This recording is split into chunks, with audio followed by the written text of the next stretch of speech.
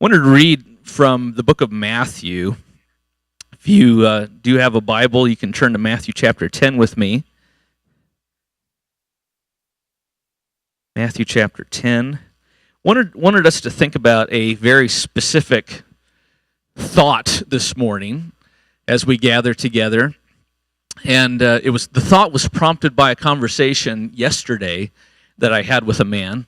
And I want to share with you that conversation and the circumstances of that conversation.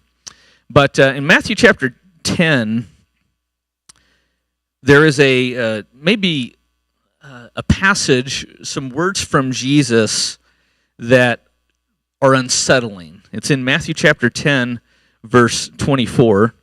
Let me juggle here, and I'm going to have to put on my glasses. Matthew chapter 10, verse 24. Jesus speaking, 34, Matthew chapter 10, verse 34, Jesus says this, "Do not think that I have come to bring peace to the earth." Let me pause there. Is that a little unsettling? Okay. It's all context. What kind of peace Jesus is talking to?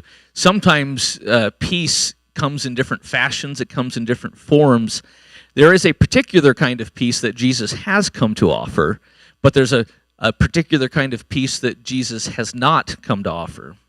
And what Jesus is going to refer to is a kind of peace where everybody is comfortable and things are calm and things are pleasant and things are nice. It's not that kind of a peace. It's a different kind of peace.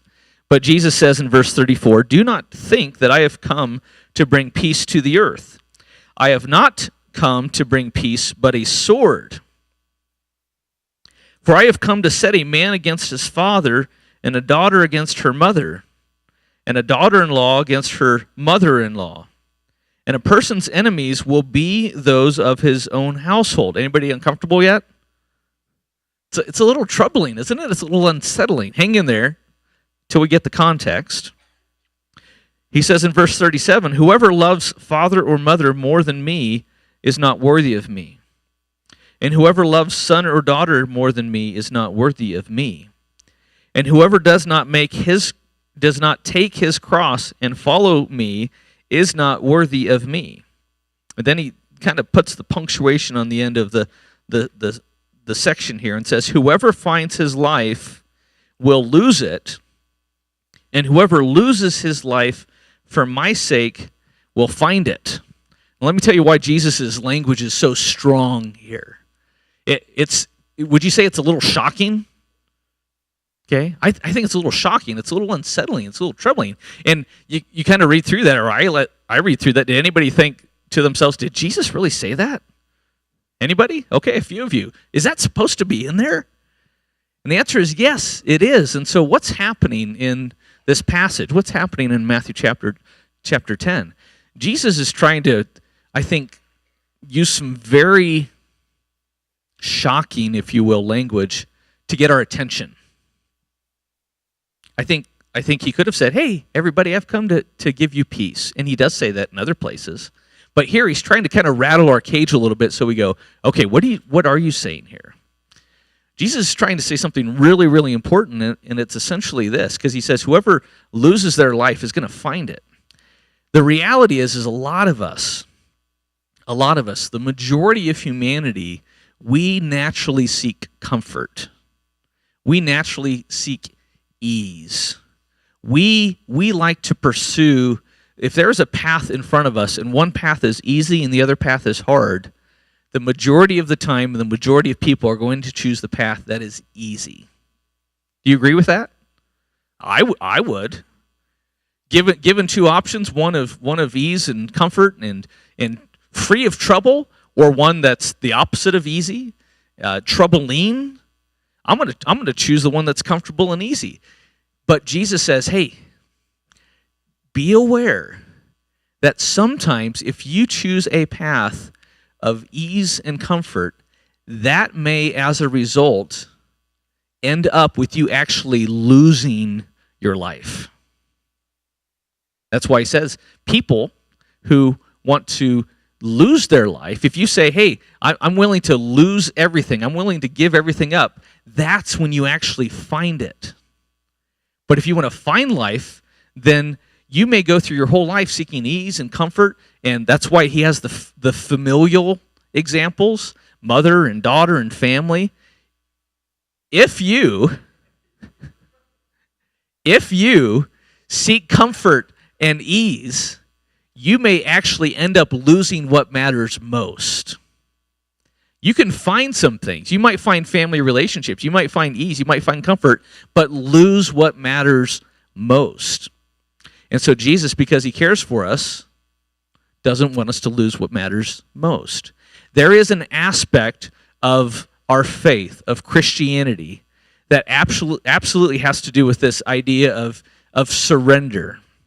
And there's two important words that I want to share with you this morning. One is a word of helplessness, and the other word is one of loss.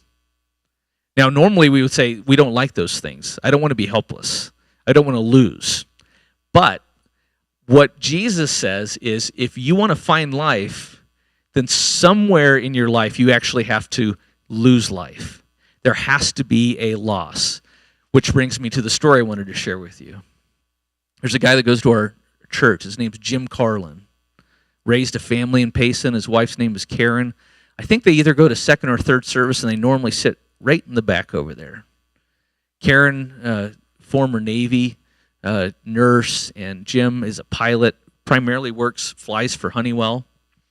And so about a month ago, Jim, when he's not flying for Honeywell, sometimes he gets called in to fly important, wealthy, powerful people to different places around the world. And so there was a lady who's extremely wealthy who wanted to take a little trip to Cancun, Mexico, a little pleasure trip. And so private jet, and Jim is flying the plane, and they get down to Cancun and land the plane, and he's hanging out in the resort waiting to fly back in a few days, and he starts losing some sensation in his arm. So he calls his wife, who's a nurse, and she's thinking, heart attack, stroke. So she says, get to the hospital.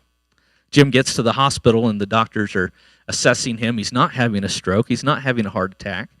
And so they said, Jim, we think you're dehydrated and you're probably having a panic attack. And thankfully, his coworker, his co-pilot, said, I don't think that's what's happening. And so his wife, Karen, works for an air ambulance company. Basically, they fly people around the world who have medical needs. And so if you're on a cruise ship and you're deathly ill, and they go in and they get you off and they fly you out, or if you're around the world, and that's what they do. And so they call Karen's company. They fly into Cancun with a jet, load them on the plane, and they said, what's the closest hospital to Cancun? And it's in Fort Lauderdale, Florida. And so Jim, Shelly and I, my wife and I went down to see him in the hospital yesterday. He's down in Scottsdale. But so he was in. I'm gonna get out of the timeline here for just a second. He's been in Scottsdale for about 11 days. Before that, was in Florida for about 2 weeks, 3 weeks. And so while he's on the plane, and just as Jim telling me about his story yesterday down in Scottsdale, he said they put me on the plane, and all of a sudden I lost sensation in my feet. And then I lost sensation in my legs. And he's getting onto a stretcher, getting put into the plane. While they're in the air headed to Fort Lauderdale, every ability to control his body progressively began to work its way up his body, and it worked its way all the way up into the lungs, and he couldn't breathe anymore. His body does not, how many of you are like controlling your breathing right now? Anybody? Well, that's a panic attack, just me telling the story, all right? The reality about breathing is we don't have to go in, out.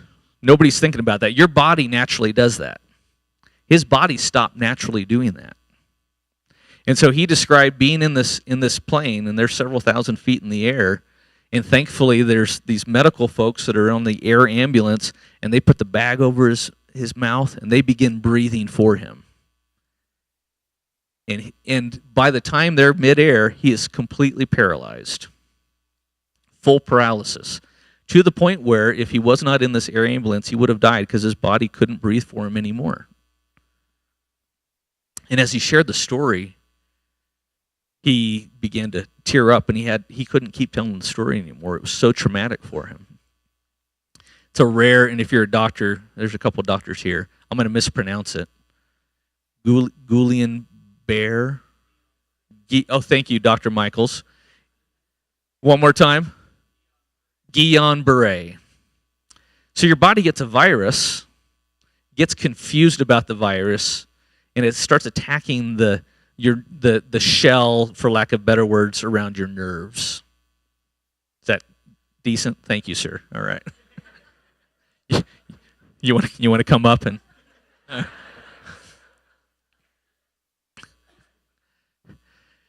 So when Jim was telling that story, the thing that struck me the most was he was in a position where he was 100% completely helpless. Full paralysis. Let me fast forward. They got him to the hospital, tracheotomy, put him in an induced coma. He was in an induced coma for about a week. He's slowly recovering, and so keep praying for Jim Carlin. Well enough to air ambulance him to Scottsdale for continued care. Starting to get, he has a lot of sensation from waist up, still working on waist down. He's still in a wheelchair, but making a recovery, and they are optimistic that he's going to recover. And they said that fastest recovery they've seen yet in this organization with Jim. But the thing that struck me the most was imagining myself in a position, and clearly it was traumatic for him, where he was 100% dependent upon a nurse in an airplane to breathe for him. And the struggle for him was he was fully mentally aware, and the most difficult part was him trying to get himself to breathe but not being able to breathe. So he had to resign to the fact that he needed somebody else to breathe for him. Why do I tell you that story?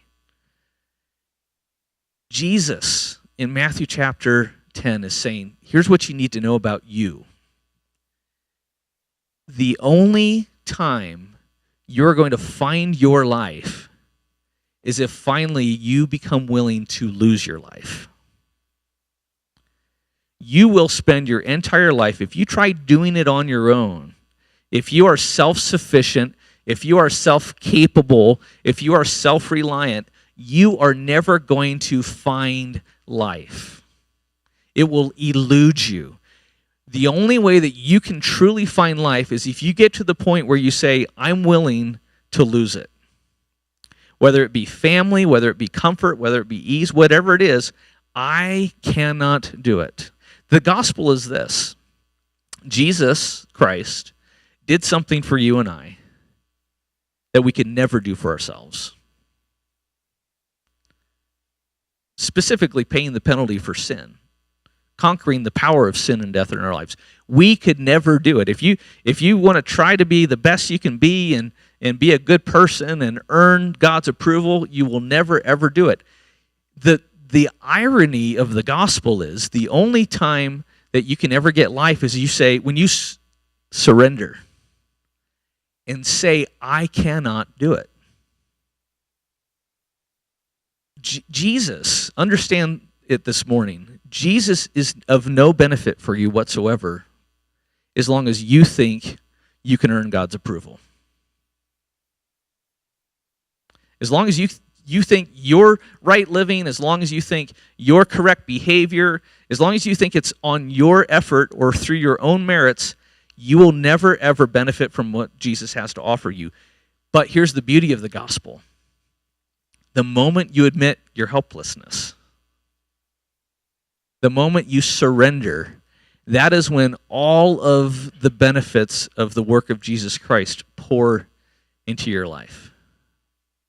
It only comes through surrender. It only comes when spiritually we see ourselves on a stretcher and we come to the place where we're trying and we're trying and we're trying and we say, okay, I've got to let somebody else do it for me. It's the only way I'm going to survive. That's why the severity of Jesus' language, that's why it's so shocking, because it's so important. He's trying to get us to say, don't trust in anything else. Don't rely on anyone else. Give it all up, because the only way you're truly going to find life, and we might say for the sake of this morning, salvation. The only way you find salvation is if you finally say, I'm helpless, I surrender. And that is when the blessings of heaven, that's when the goodness of Jesus begins to just pour into our lives abundantly. Only comes through surrender. That's why Paul says, when I am weak, he's strong. It's through surrender. It's when we acknowledge our helplessness. I think it's a great segue into remembering the Lord's Supper together. We have some juice and some bread, and we were going to have people kind of get out and come get it. But for the sake of this morning, here's what I think we should do. Don't do it yet, but I'm just going to ask. This may be the most disorganized morning, but I don't think it really matters today. Let me say two things. Let's pass out the elements, and I'm going to give you some instructions on that in just a second. But hold on to them this morning. Hold on to them, and let's receive them together. And let me give you a word of encouragement for two different kinds of people. If you're here this morning and you realized maybe God's working in your heart and you said, "Well, I just realized I've been trying to earn my salvation on my own." Make today the day of your salvation. Surrender. Acknowledge that it is only the work of Jesus that makes you right with God. Trust in the work of Jesus on the cross. Believe in his death and his resurrection. That's one group of people. The other group of people, if you've already done that, let's take a moment this morning and maybe reaffirm our helplessness. Reaffirm our need to trust solely on the work of Jesus Christ. And so here's what I'm going to ask. Maybe, and again, this is going to be disorganized, but Emmy, can you hop up? Autumn, just pass those things around. And Lance, that's great. Yep. Just pass those around. Let's get, Trevor, you want to jump in there? Yeah. Leilani, if you want to help out too, that'd be great. Let's make sure a couple of them get to the middle row. Do we have anywhere else besides up here, or is that all of the trays? We may have not planned for enough. We didn't plan for enough? No, we didn't. Okay. Share with a spouse or a loved one. Little secret, we didn't think anybody would show up today. I'm kind of serious about sharing with the spouse, so or if it's a good friend or whatever. Can we get one more? Trevor, bring that one to the middle. Oh, we got a couple in the middle. Okay, good. All right, I'm just going to shut up and let you do it.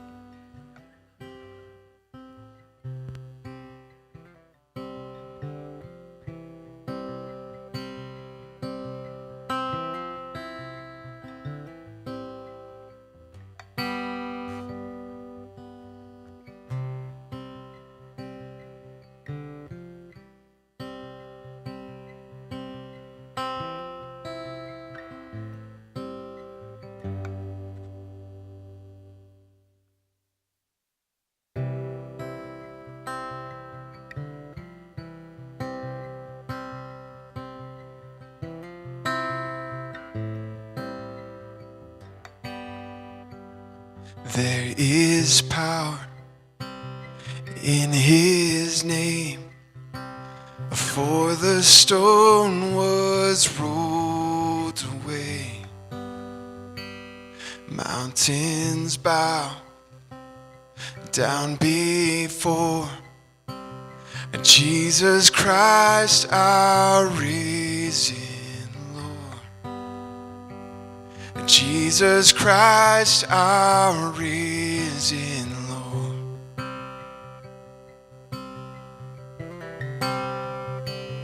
A mighty Savior, lifted high, is King forever, Jesus Christ. Crowned in glory, raised to life, the same power lives in us.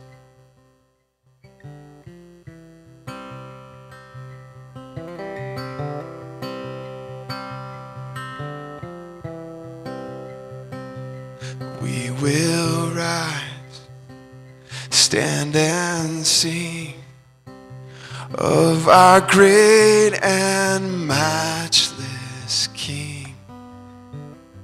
He's seated high on the throne. You shall reign forevermore. You shall reign forevermore.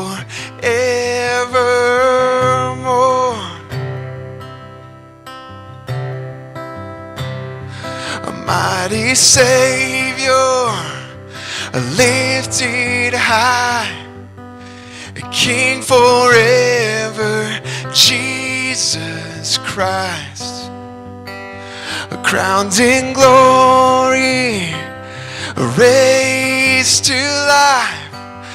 The same power lives in us. A mighty Savior, lifted high, He's King forever, Jesus Christ, crowned in glory, raised to life. The same power lives in us.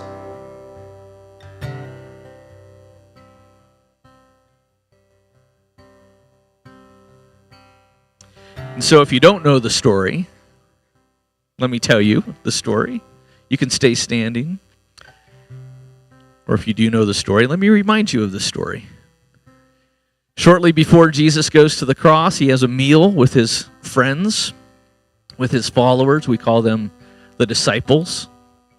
And they're hanging out in a room and sharing a meal. It was in the Jewish holidays. It was a time to share a meal together.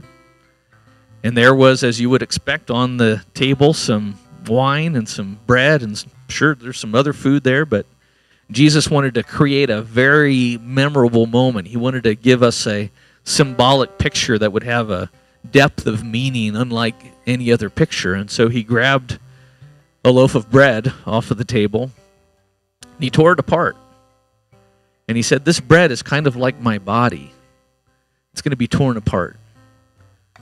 And he said, "I want you to keep in the future, even after I'm gone, I want you to keep doing this as a symbolic picture of what I've done for you." And so he tore the bread and said to his disciples, "I want you to eat and share together in remembrance of me." And so here we are, 2,000 years later in Payson, Arizona, being obedient to the command of Jesus, still eating to remember his body that was broken for us. So let's eat in remembrance of him.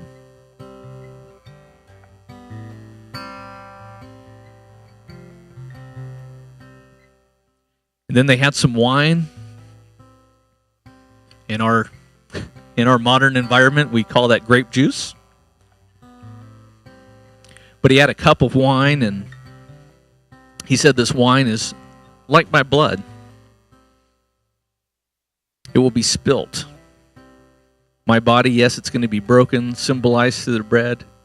But the wine, my body, the blood in my body is going to be spilt, much like wine could be spilt from this glass." And he said, "Let's drink from this cup." And he said, "Every time you do that, I want you to remember my blood that was spilt." Why?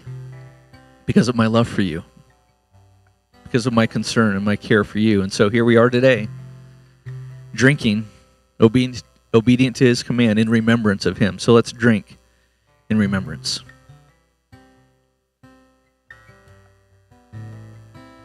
You got one more that you can close us out with? Yeah? I'm guessing that nod means yes. Let's do it.